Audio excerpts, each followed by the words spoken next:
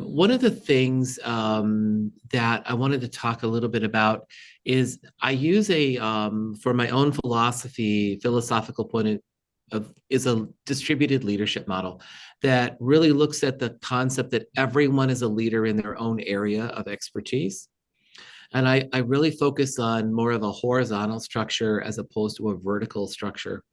In other words, we're all colleagues. I think about it like this. There's a chessboard, it's flat. There's just that different different pieces of chess on the board have different skills or abilities, and they move in different ways. And it takes the whole team to get the whole team of players of each side to win the game. And so really when we think about, in my head, I'm thinking about my IT staff. But as you think about that, looking at a distributed leadership model, really stepping forward from your own lens as an AT professional, it might mean that your work has to be coming through book studies, really showing a professional approach to learning on how that might be done. Maybe you're attending your monthly AT meetings, but it might be your library media meetings, the IT meetings, information technology, or the academic learning coach meetings, but really thinking about how you might become that leader in your own area. As we look forward, Kathy, would you talk a little bit about your work with makerspaces and what you did to develop a club and how we connected IT with you to build that out over at Marshall Middle School? Yeah, sure. One of the things that I think I was actually had a seat at the table in IT. So actually my desk was in IT, and I spent a lot of time with IT professionals, which was nice because I got to hear what was going on. And then, if something big was coming along the line, I'd like, oh, wait a minute, this might change something. But it also worked the opposite direction too. One of the things that we had done is we created a makerspace. So it was a group of Reg Ed students who were creating items for students with disabilities. And we created things like ramps for bowling, iPad stands. They helped create things so some of our students with mobility issues could participate in the field days for the elementary, where they're throwing balls and things like that may be more difficult. How could we use technology to do that? And it was a great partnership. But what was even better is that the IT staff, some of them would come to our makerspace, and they got to work with kids, and they saw themselves then not just as they're the guys who come or the women who come to fix things, but they are part of this educational process. And that was huge, and that was paramount. And a lot of that goes back to Dr. Smiley's leadership, in that, we could all do these things together. Yeah, and Amy just put in the chat about the 3D printers. Yeah, and those were great too. We were actually able to create some 3D objects for a student who was visually and hearing impaired.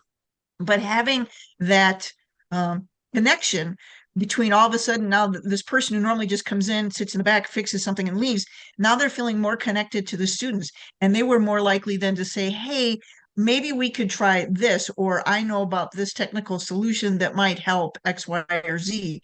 And it really created a great partnership. It wasn't two sides of the table. We were all, like Bob said, we were all together trying to get the checkmate for each student, so to speak.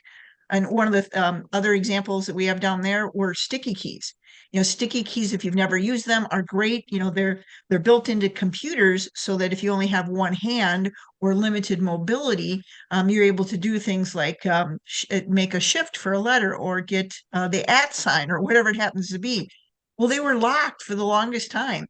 And I had to really talk to our IT staff and say, hey, can we unlock this? And they were very hesitant, I could say, at first, until they saw what it could do.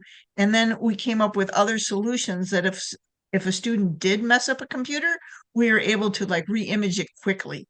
So there are solutions around these things, but if we all talk about them together, we are able to move forward. Anything else you want to add, Bob? Nope, that was perfect. Again, coming back to that, where Kathy was showing how she's a leader in this field and was really demonstrating that at a practical level for the students. In fact, we're all really proud of it. So it was really an excellent example. Let's see what the next slide is. I think funding. Just a couple of approaches here that I wanted to talk just for a few minutes about, but when you're building a budget, you want to be at a point philosophically that you don't have to go back and negotiate every year for what you need for that budget. I use something called a zero-based budget approach, which has, for me over the years, this is now my 36th year in education, but the zero-based budget approach eliminates points of argument. Essentially what it does is you justify every expense along the way. I need X dollars for this and X dollars for that. And by doing something in that manner, somebody comes along and says, you can't have X dollars. You can say, well, what is it that you think we shouldn't be doing? Because everything is justified on that zero-based budget approach. And if that's something that's of interest to the group, I'd be happy to come back and do a lot more of an in-depth dive on building a zero-based budget and how you can take this approach to win some arguments. On the next slide, I put in, I think if I remember correctly, I just need to see it, Kathy. There it goes. The concept around all meaning all, so that really we shouldn't be having to have the argument that assistive technology is something extra, something special, and in fact it benefits all kids. There's a couple of points here.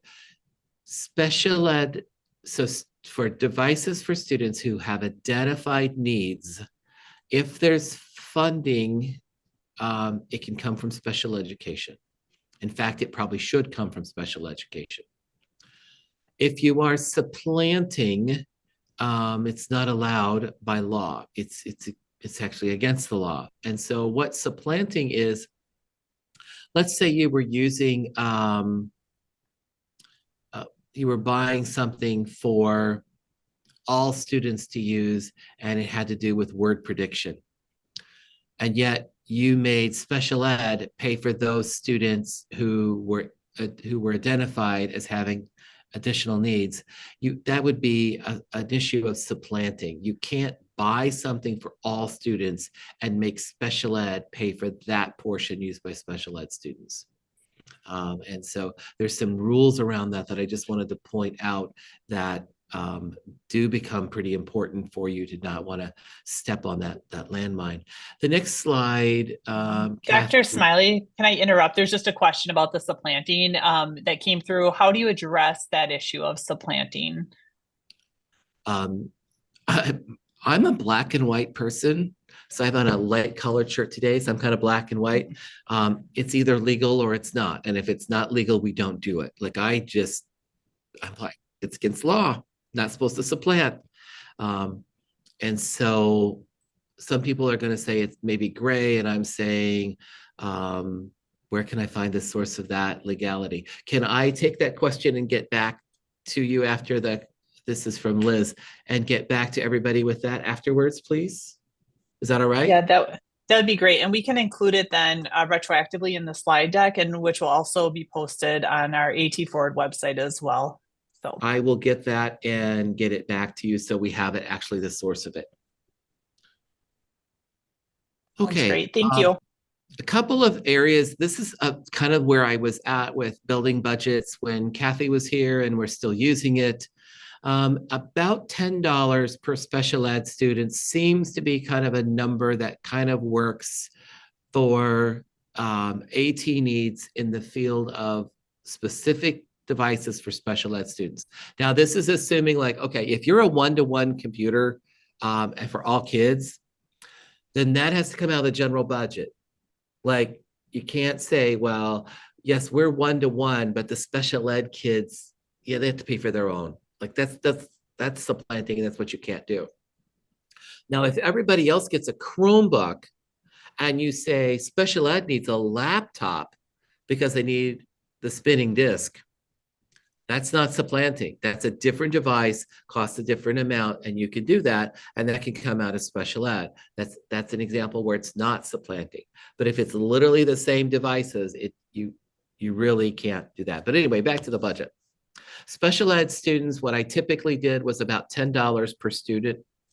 And for all other students, if you were looking at something holistically and we want to have some money to work with, whether it be software, hardware, we want something that really captures for all students about $5 per kid on the regular ed or the all-inclusive side of the house. So if you had 5,000 students with about 600 special ed students, that again, that's a pretty large district, but 600 special ed would be 12%, which is the state average. You'd have the first budget or the budget for special ed at about 6,000, and you'd have the other budget at about 25,000. Did I do the math right there? Yeah, I did. Okay. So again, those are just some numbers that if you want to like bat it around a little bit and think about what might work for you, those are some points. The other thing that I would encourage your leadership team to do is to think about who's got final budget approval. Yeah, okay, at the senior level, I had to approve it. That was the way the law is, but honestly, I really believe in a distributed leadership model. When Kathy and I had the chance to work together as partners in crime, it was really, she'd come and say, hey, I've got this great stuff. I want to buy this. I know you put this much money in the budget. These are some things that we need for all kids, or these are some needs that we have for kids that are identified. And I never questioned it, because if she came and said, this is what we need, it got approved, because that's what's about empowering the people that you get a chance to work with. Any questions on any of that? It doesn't look like it at the moment. Can I ask a question about budgeting though? That slide where you had the $5 and $10 per student. Uh-huh. Just to clarify, was the $5 per student like for general ed students? Like all students. Okay. Regular ed, special ed. When you took it the total and you say how many kids are totally in the district, that's about $5 a kid. And if you want to look at what do you need for special ed students, those that are just identified, I would count the 504 kids in there. It's about $10. So then are you saying that entire AT budget would be $31,000, or are you saying just 6,000? Okay. Thank you for the clarification. I just want to make sure I understood that right. Yep. And so really looking at trying to make sure we have enough funds in there. Now, that doesn't count devices. Like I'm paying for those out of another pot of money.